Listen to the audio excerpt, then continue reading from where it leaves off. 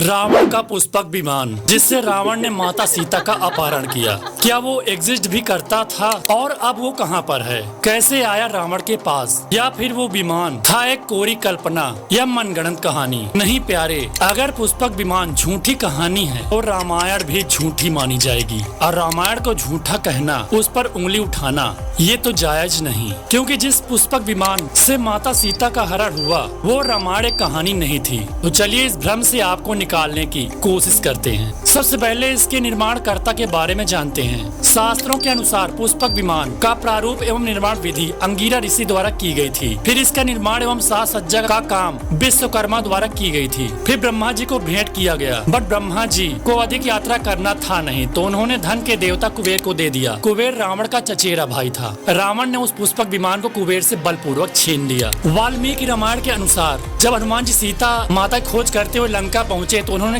रावण की पूरी लंका सोने की देखी और उन्होंने पहली बार पुष्पक विमान को देखा। पुष्पक की ऊंचाई ऐसी थी मानो वह आकाश को स्पर्श कर रहा हो। सोने से बना हुआ उसमें अनेकों रत्न जड़े हुए थे, तरह तरह के सुंदर पुष्प लगे थे। पुष्पक ऐसा दिख रहा था जैसे पर्वत, राजमहल में अनेक वृक्ष में सुंदर सुंदर पुष्प, तरह तरह के रत्न, पक्षी, अलग अलग प्रजातियों के सर्प बने हुए थे। पुष्पक को प्राचीन समय का सर्वश्रेष्ठ विमान माना जाता था। पुष्पक बहुत दिव्य और चमत्कारी था। सबसे खास बात यह थी कि वो बिना ईंधन, फ्यूल, डीजल, पेट्रोल के उड़ता था। ऐसा माना जाता है कि पुष्पक मन की गति से चलता था। रावण किसी स्थान के बारे में सोच लेता था तो उतने ही समय में उसे उस स्थान पर पहुंचा देता था। यह विमान रावण के इच्छा के अनुसार बहुत बड़ा भी हो सकता था और छोटा भी। इस कारण वह अपनी सेना को उसी पुष्पक विमान में ले जा सकता था। वाल्मीकि रामायण के इस श्लोक के अनुसार पुष्पक अपने स्वामी के मन का अनुसरण करते हुए मन की गति से चलता था। एक्चुअल में वो मोर की आकृति का था जो आपने आदि पुरुष में देखा, चमगादड़ जैसा।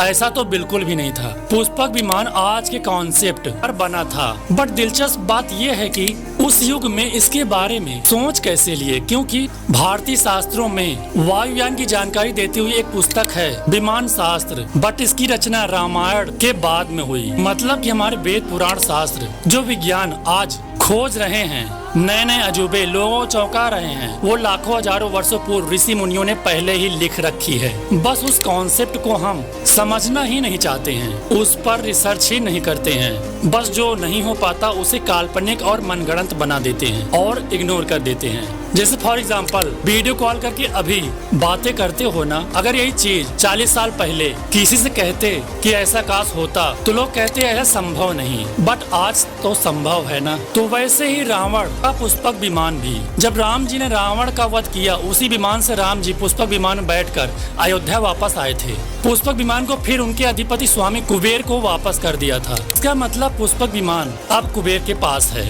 और वह पुष्पक विमान पृथ्वी पर ही नहीं, वह एक ग्रह से दूसरे ग्रह तक की यात्रा भी कर सकता है। उसमें अनेकों विशेषताएं हैं। अगर उनकी विशेषताएं बताने लगा तो ये वीडियो और भी लंबी होने लगेगी और वीडियो एंड भी नहीं होगी। फिलहाल आप बताओ पुष्पक विमान के बारे में थोड़ा बहुत कमेंट में, क्या आप इसे रियल में मानते हो कि हाँ ये रावण के पास था, या फिर जो चीज आप नहीं देखते हो उस पर विश्वास नहीं करते? बताना जरूर।